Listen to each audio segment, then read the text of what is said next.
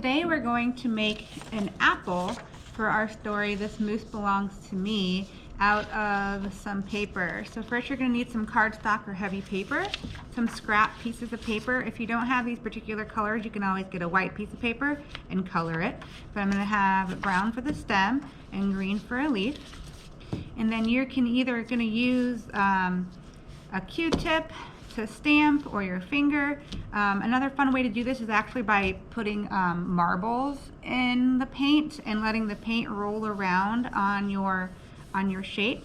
Anyway, is probably going to be a good way to do it. So the first thing I'm going to do is make an outline of my apple. So it's just kind of a big round apple that kind of looks like that. And then I want to cut this out. If you are doing this as a marble painting, just leave it like this if you want, and put this in a tray, and then dip marble in different colors, and then put it on here, and then you roll the tray around. That's a really fun way to do this. But this way we're gonna do kind of an easy way today. So go ahead and cut out your apple shape. Very quick, very simple, very fun way to make an apple. It's kind of a fun thing to do to make for a teacher or something like that as well. So I want to make a leaf. So take a piece of green scratch paper and make a leaf shape here. You can freehand it, or you can find a leaf template online. I'm just going to cut kind of around it like that. Again, don't worry if you're not going exactly on the lines, because you can always cut it again or flip it over.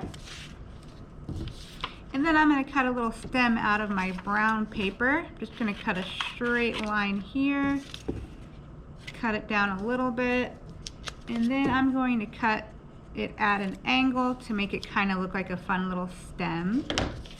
So I'm going to glue these all to this side, which will become my back side. I'm going to actually do that first before I start finger painting it or painting it with my Q-tip, because I just want to get it all down here first. You don't have to do it in this particular order. You can do it in a different way if you'd like. So then I'm going to put my little leaf like that so it sticks up. And then this looks like that. So I did that on the back side. You can do this on the front side if you'd like, and then have it this way so it's sticking up that direction if you'd like. But I like to have mine look like it's coming from the other side of it there. So then I just have 3 colors. You can choose which colors you want, but I was trying to go for kind of the different colors of apples. So I've got red, yellow, and a green. And I am just going to take my Q-tip and just start kind of dab, dab, dab, dab all over my apple here. And again, this is a really fun activity if you're doing it with marbles or if you're doing it with finger paint. If you don't want to get the paint out, you can always get those crayons out, those oil pastels, color pencils. Another thing it's fun to stamp with are corks, and cotton balls are fun to use to stamp with as well. So just do a little dab, dab, dab all over the place. You can use the back side of a pencil, so the eraser part of the pencil.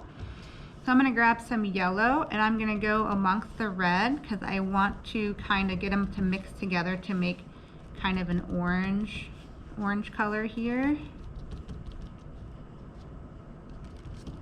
I'm going to mix it all over here, and you can smudge it a little bit.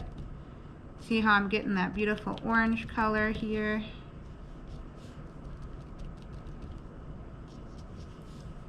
Get it all over. Oops. So sometimes it looks like it stuck to my paper and then it created this orange streak, but that's okay. I want to get those colors to all mix around in there.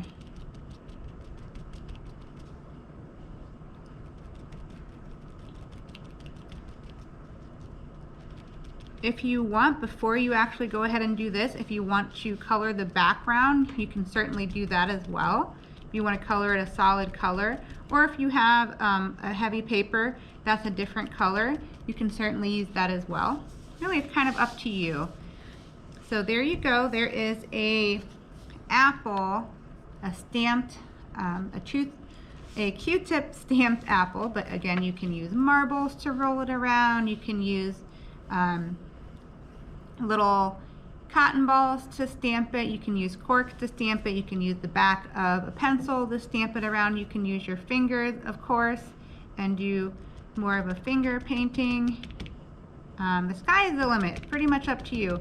And of course, if you don't want to get the paint out and get dirty, you can always get those oil pastels or those crayons or those markers out to do it as well. It goes great with the book, This Moose Belongs to Me, because the moose really loves apples. But it's a great activity for little ones to do in the fall as well with these beautiful colors that we have. And also it's a fun little present to give to your child's teacher as well. So there you go.